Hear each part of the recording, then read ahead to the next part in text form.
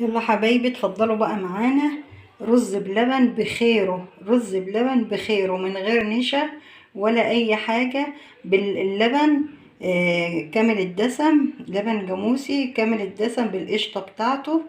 وسلقنا الرز وعملنا الرز بلبن. اتفضلوا بقى معانا وتعالوا بقى اوريكم الطريقة، اسهل طريقة للرز بلبن.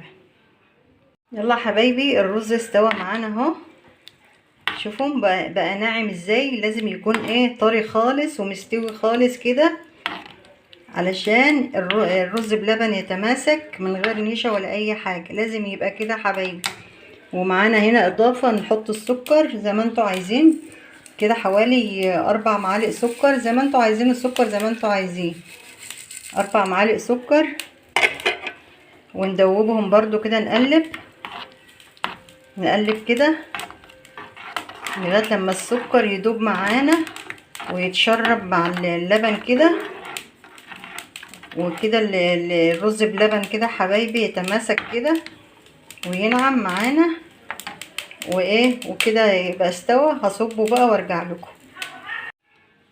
كل سنه وانتم طيبين. احلى طبق رز بلبن اقتصادي، لبن بخيره بقشطته. الف هنا وشفا على قلوبكم يا رب. وتفضلوا بقى معانا الاطباق المهلبيه الحلوه دي، وما تنسونيش في اللايك والاشتراك عندي في القناه، واشوفكم في فيديو جديد ان شاء الله.